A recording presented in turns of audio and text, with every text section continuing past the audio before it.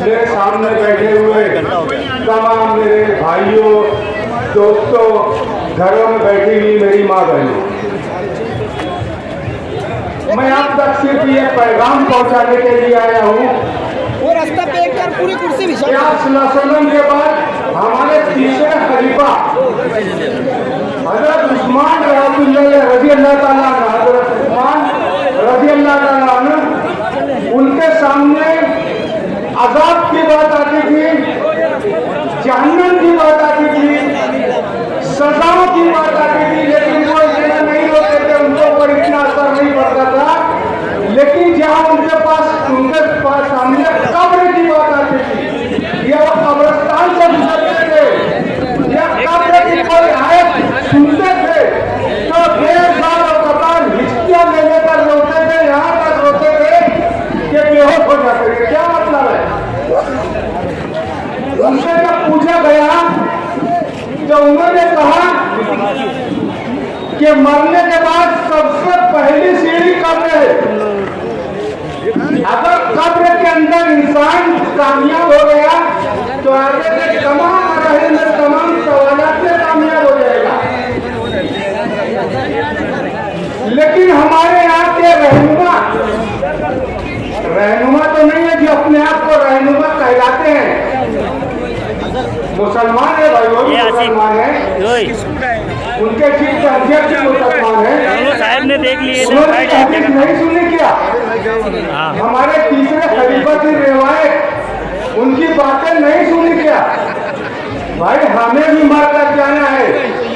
सियासत करो, खूब जम के करो, धूम से करो, लेकिन मुर्दों के साथ खिलवाड़।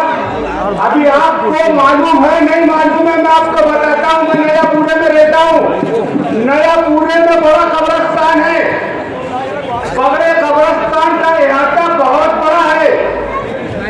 अभी तक वहाँ पर कोई तकलीफ नहीं होती थी, लेकिन अब बड़े कब्रिस्तान में अतिक्रमण हो रहा है। अतिक्रमण बोले तो मेरे बाप दादा की जो कब्र है वो एक मर्तबा बन गई, तो पहले एक सिरे से कब्रें बनाते जाते थे, वो खत्म होती थी, दोबारा फिर वही से कब्रें बनाते थे। लेकिन अब भाई जो लोग आ रहे हैं, बड़ा मेहरबानी, जिनको जहाँ पर जगह मिले वहीं पर बैठ जाए। आगे बैठने के लिए जगह नहीं है। अगर आप सुकून से जलसा चलने देना चाहते हैं, आप हमारे हमदर्द हैं। कुर्सियां बहुत दूर तक कुर्सियां है भाई, आप आगे आने की कोशिश ना करें। अगर आगे बीच में जगह हो भी तो उस जगह को छोड़ करके निकलने आने जाने में कोई तकलीफ ना हो। दूर तक कुर्सियां बिछी हुई है। मेरे आपसे मेरी इल्तिमास है, मेरी आपसे गुजारिश है कि बड़ाए करम बदनज़मी ना होने दें। ये जलसा एक बहुत बामकसद जलसा है। मैं आपको बता रहा हूँ कि बड़ा कब्रिस्तान जिसे कहा जाता है, मैं उसके करीब का रहने वाला हूँ। अब वो कब्रिस्तान छोटा पड़ने वाला है आगे चलते वहाँ पर। तो अपना जिम्मेदारी से बोल रहा हूँ, नयापुरे में रहता हूँ। वहाँ पर पहले एक तरफ से कब्रें बनाई जाती थी, जब खत्म हो जाता था वो एक एरिया, जो फिर दोबारा वहीं से कब्रें 12-15 साल के बाद फिर कब्रें नहीं जाती थी। लेकिन अब जो कब्रें बन गई हैं उनके आसपास ईंटें लगा दी जा रही हैं। ईंटें बना दी, एक तरीके से कब्र का अतिक्रमण किया जा रहा है। मेरे बाप दादा की, मेरी माँ की जो कब्र है, मैंने भी वहाँ पे ईंटें लगा दी है कि ज्यादा दिन तक कायम रहे, वो बराबर न हो जाए, कब्र ढूंढने में मेरे को तकलीफ ना हो। इस तरीके से जो धीरे धीरे वहाँ पर अतिक्रमण होते जा रहा है। मालेगांव में कब्रिस्तान की अशद जरूरत है, बहुत ज्यादा जरूरत है। और अगर हीरापुरे में कारपोरेशन में कब्रिस्तान के लिए जगह रिजर्व की है, मेरी मालूमात ऐसी है कि उसके अलावा और कहीं पर कब्रिस्तान की जगह डेवलपमेंट प्लान में शायद रिजर्व नहीं है। तो अगर एक कब्रिस्तान रिजर्व है तो हमको उसको बचाना हमारी दीनी मिल्ली जिम्मेदारी है, ताकि आगे कब्रों के मामले में जिस तरह बाहर बड़े शहरों में आपको मालूम है कि हमारे किसी रिश्तेदार को दफन करना है तो जमीनें खरीदनी पड़ती हैं। बड़े शहरों में पहले तो लोग जमीन खरीद के सकते हैं कि इस जगह हमारा कोई बुजुर्ग या कोई अगर वफात पाए तो वहाँ पर वो जमीन खरीद के रखते हैं, वहाँ पर उनको दफनाया जाता है। बॉम्बे जैसे शहर में भी ये हालत है, तो मालेगांव शहर में ये हालत ना आ पाए, इसलिए उस कब्रिस्तान को बचाना हमारी मिली और दीनी जिम्मेदारी है।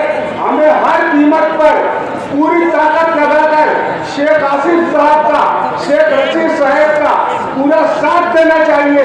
हम कब्रिस्तान को बचाने के लिए हम चाहेंगे कि जिस तरीके से इन लोगों ने मिलकर वहाँ पर रिजर्वेशन कब्रिस्तान के लिए डलवाए हैं, एक ही रिजर्वेशन कब्रिस्तान का और कहीं नहीं है, तो कमिश्नर को मजबूर किया गया है इनके लीडरों के साथ में मिलकर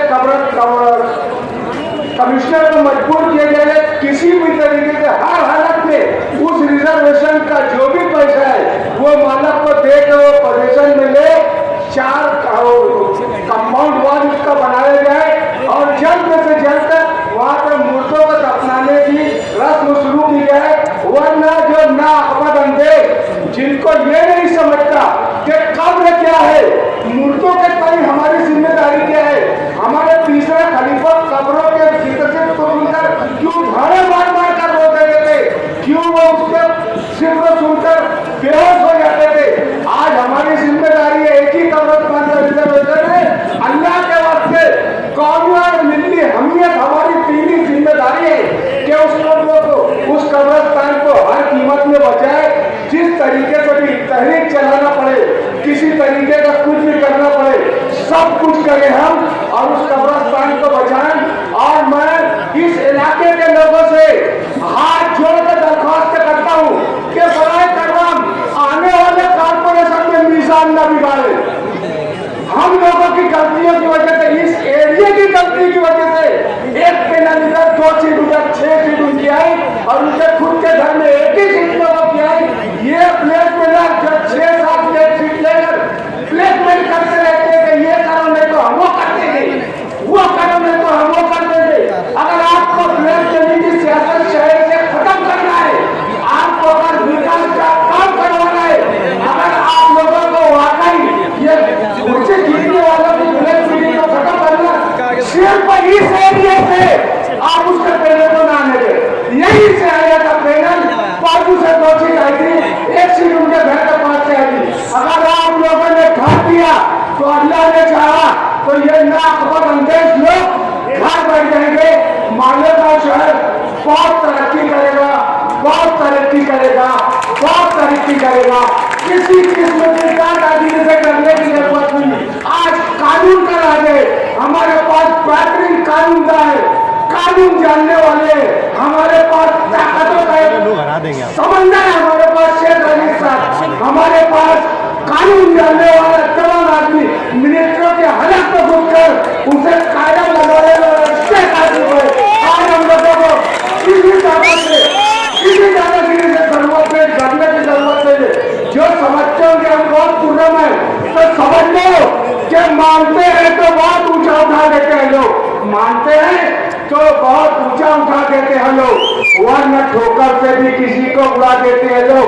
वो अगर हमारे सच्चा हो, अगर हमारे सच्चा तो पत्थर भी होता, वरना ठोकर से, वरना पैगंबर को सूली पर चढ़ा देते हैं लोग। ध्यान में रखिए ये बात। अस्सलाम वालेकुम।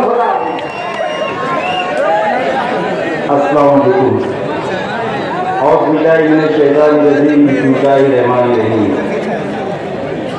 स्टेज पर बैठे जनाब सर बेबाक रहनुमा, गरीबों के हमदर्द,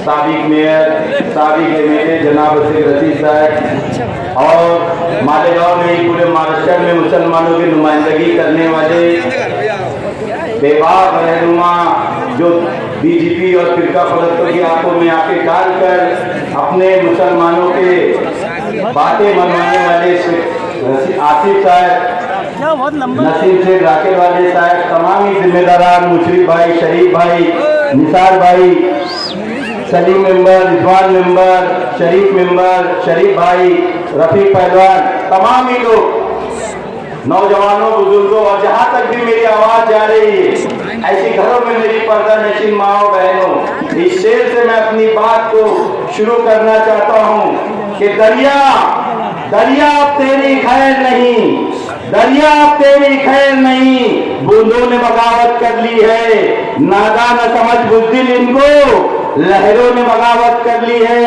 ऐ तलवार तुझे झुकना होगा, गर्दन ने बगावत कर ली है। कुर्सी की पेटी भान ले, ये ढंग मौसम बदलने वाला है। और गुरुवार वार में पठान के घर पार्टी रखेंगे तो पठान तो आएगा और साथ में पटाखे भी लाएगा। एक बात अच्छी तरह से समझ लो बेढंगो, मंगलो,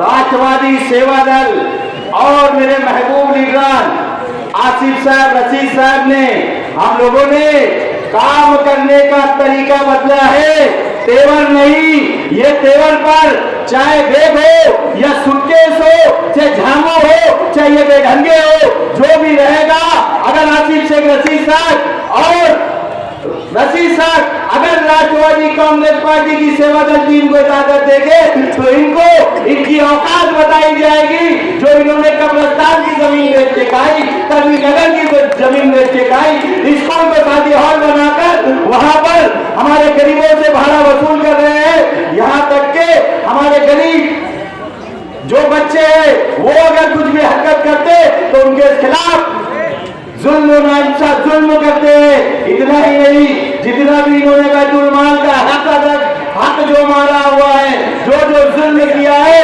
उसका बदला लेने के लिए राष्ट्रवादी सेवा दल की टीम अगर हमारे लीडर बोले तो कल से हम शुरू कर देंगे और बताएंगे।